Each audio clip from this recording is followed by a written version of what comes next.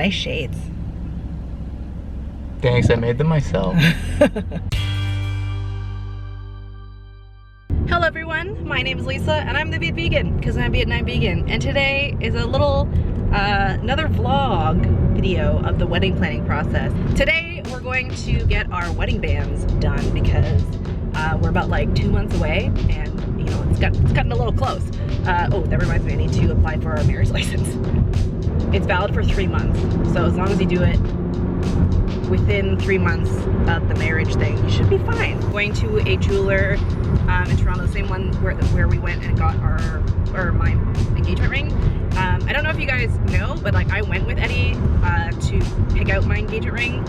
I'm like a really particular person, and I wanted to make sure that I liked what I got, and I also wanted to make sure that it was as ethical as possible, as cruelty-free as possible, all that kind of jazz.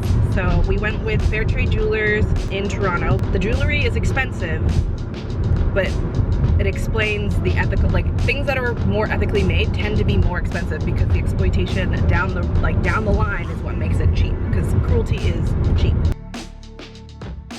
So when I picked out my engagement ring, I actually had a very specific idea of the wedding ring that I wanted. I thought I just wanted the stacker band. So I was looking at all the different styles and I was just getting really overwhelmed because I was like, do I really like this? Is this what I want to wear for the rest of whatever my life? Having it stacked with my engagement ring, I just sort of like didn't really like it as much. So I tried like a thicker one, I tried a thinner one, then I looked at the other bands. I was like, you know what, let's just try a bunch of them and we'll see what happens. And Eddie had a very similar experience, but also he like kind of didn't care about like what it looked like in the end. He just wanted like a ring. And we had gone over like a bunch of different options that he thought that he wanted to customize, but it was just too much and he just didn't care in the end. But I'm pretty happy with the one that I picked, and I think that you just need to try on a bunch of different ones until you fall in love with one.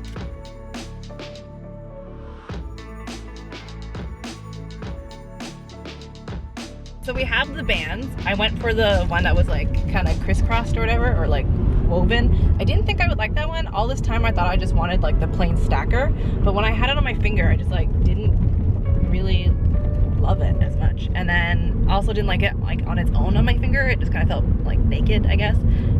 And then I asked them to check, so they do like free cleanings and like prong checkings or whatever on any of their jewelry. So I got her to check my jewelry, and when she did that, she like washed my ring, and I got it back and I was like, oh, it's so sparkly, oh my god. And I guess I have never cleaned my ring. And so she said that you just use like a soft bristled toothbrush and a little bit of dish soap, and then she cleaned. So that's what I'm gonna do from now on. I guess I'll do that before the wedding too. We have ordered the rings. They're expensive, but they're really well made, and like I haven't experienced any dings, any like loosened prongs. You can really tell that they put a lot of like work and expertise into their rings. So that's, you know, you get what you pay for with jewelry, and if it's something that is gonna last you a lifetime, you might as well put in some money for it, especially if it's ethically sourced and sustainable. So are you happy with your ring choice? Yeah. Yeah. You're just kind of like, that's expensive, let's go with a slightly cheaper one. And I was like, it's only like 150 bucks difference in it, and that's something that like... You know how many movies 150 oh bucks my will get? god. Like 2? Like 2. I believe if you are gonna wear something every day for hopefully the rest of your life. Wow, way to put the asterisk in there. I liked both rings, but the other one was not like $150 more love for whatever the hell you want to put it. That's fair. So anyway, I really love my ring, and I really love the way it's gonna look together, and I hope you like yours. She kept being like, we don't have silver. And I'm like, he just means white gold. Give me the shiny one that's not yellow. Wedding bands are done. When it comes to like decisions like this, like I've noticed this with all of our wedding stuff. As soon as we come across one that we're like, yeah, that's fine. We're not like, oh, what if there's this one better or this one, like we're not, what's it, maximizers versus satisficers. Those are like the two. Satisficers. Yeah, so it's like if you like one that you're satisfied with, you just like pick it. Maximizers, like they look at like all the different options to make sure that they have like the best option possible. I am not a maximizer. I assume you're not a maximizer either. So that's basically what this entire wedding has been. We've been like, I like that. Sure, let's do that. And that's basically what it's been. Which means that like, you know, we probably could have saved more money here and there, but like, that's fine. too late now. Anyway, we're heading home, gonna have some dinner at Little Asia in Dundas, which is probably like our new favorite restaurant, at least like west of Toronto, because that's where we live now.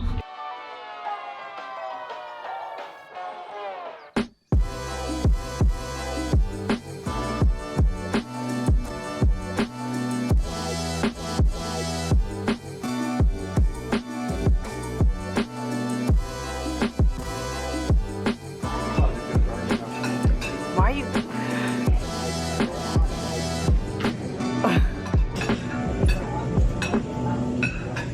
Oh yeah. What's he supposed to do? Grab you? Oh, shoot.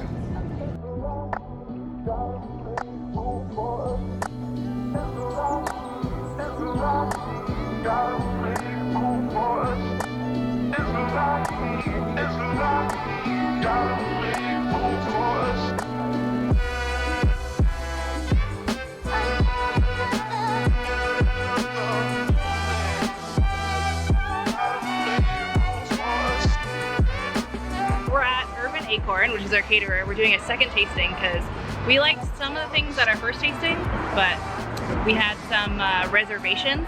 So we wanna just double check and finalize things. So I'm Marie, and I'm the co-founder and event manager for Urban Acorn Catering. I'm kind of in charge of everything non-food related. So, you know, you and I are gonna be besties for the next month and a half. 2 months, yeah, pretty much. 2 months, yeah.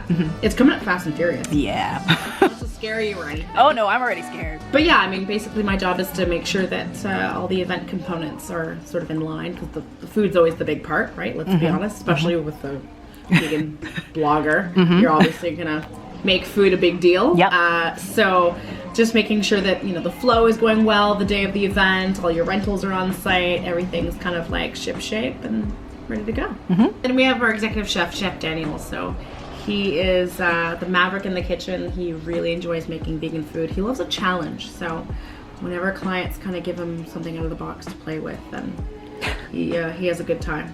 Probably about 75% of our catering is vegan, but we don't use a lot of mock meats, to be honest with you. It's not a big part of our catering company, and it's a bit of a challenge for us. So we did a seitan dish for you for the tasting, and you know, you liked it, but Daniel wasn't super satisfied with it in the end, and so he really wanted to kind of like perfect it. So he's been putting it on our supper club menus, and we've just been playing around with seitan over and over. I love it. I've eaten so much seitan.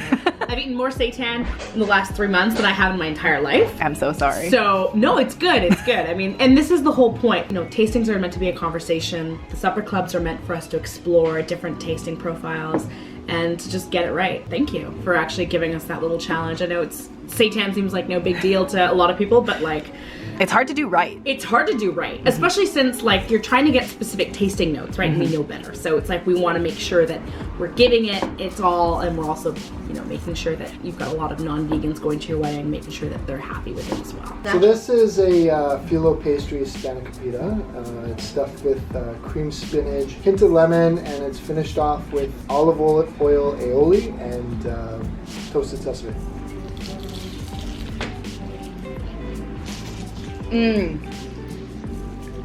Yes. So my comments for this are gonna be Don't change a thing. I like it the way it is. Perfect. This is one of my favorites, actually. It's the dynamite roll. So it's roasted red pepper, some smoked tofu. We smoked it in the house with hickory. Finished off with a chipotle aioli, or like an emulsion. I put some panko crumbs on top and then torched it. So please enjoy. This looks so good. I love the smell of like burnt char. Delicious.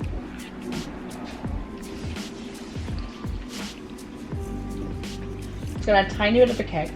Not much, just not offensive. Tastes like campfire. That tastes awesome. Because predominantly most of our catering happens in the summertime, it's fairly easy for us to keep within season. Otherwise, what Daniel's really great at, sort of, we'll buy bulks, we'll buy things called seconds. So it's kind of like, you know, peaches that are bruised or things that are very pretty looking, but they're perfect for jams and fermentations and pickling and things like that. So we'll do a bunch of that at the end of the season, and then we'll have some throughout the season. So even though, you know, we've got peach, for example, the peach that you're having in your peach pie today, it's Ontario. So it's from That's last amazing. year. Okay. This is the chickpea pot pie. Peas and corn and some celery seed inside. There's some chickpeas, obviously. I did a corn mornay, so toasted some corn with a little bit of nutritional yeast to get kind of like a cheesy kind of flavor. The pastry is made by hand. It's kind of like a Portuguese pastry. It's called a pastéis, so basically it's almost like a croissant dough, but it's rolled. Enjoy. Thank you. Isn't it Maltese? It is Maltese. It is Maltese. Not Portuguese. Not Portuguese. Maltese. Maltese. Pastéis Do you want me to do it again? Pastéis is Maltese. Do you want me to do it again? It's Maltese. It is Maltese. It's fine. I have the clip of her saying it. Yeah? So we're good. Okay. We did a Maltese Mexican vegan fusion menu. Whoa. Yeah. Lovely people, by the way. But yes, and the groom was Maltese. Yeah. Oh. So you are correct. Of course I am. Trust you. Too hot for him.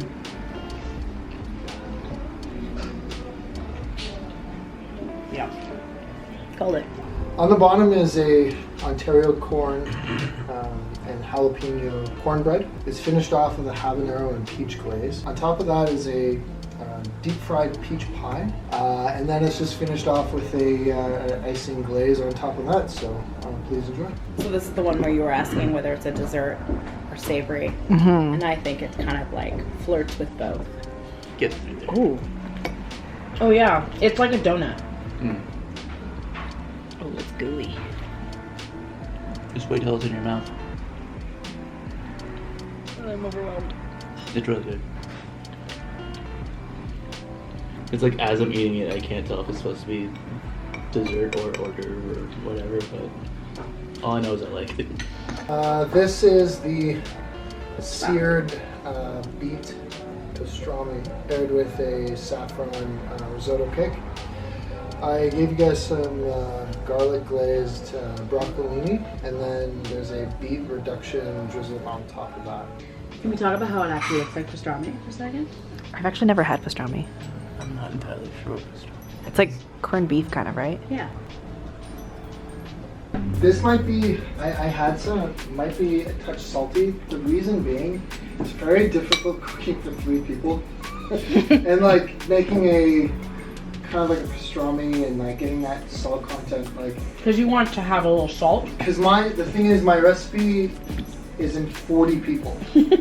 So I had to like narrow it down to 3 people. And so The end result is not going to be this salty. No, Okay. no, and it's going to be a little bit more red. Handmade gnocchi, Yukon Gold potatoes with grapefruit beurre blanc. I also have some homemade grapefruit vinegar, roasted hemp seed.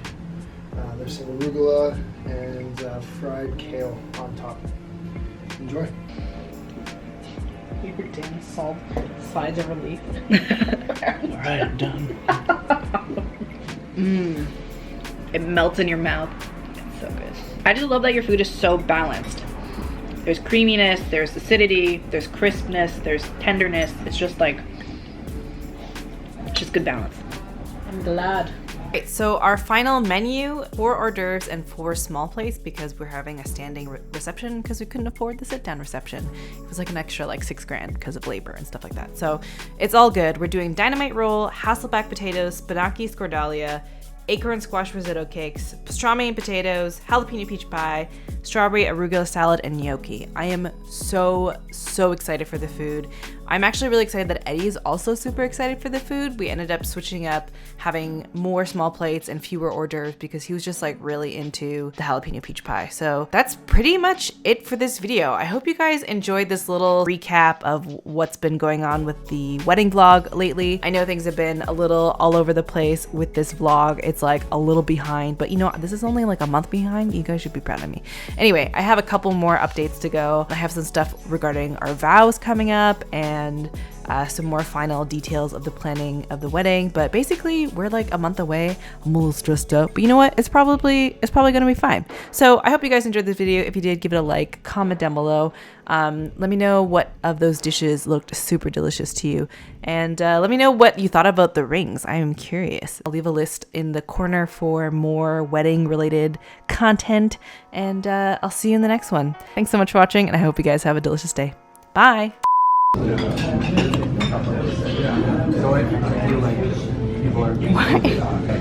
All the movies are. You didn't want the Mobius strip one? Which one? There's like a Mobius strip. That one? Oh, no. Oh, okay. So yeah, we're just gonna chill in this London-esque weather. And What do you go now? Hey, pop it.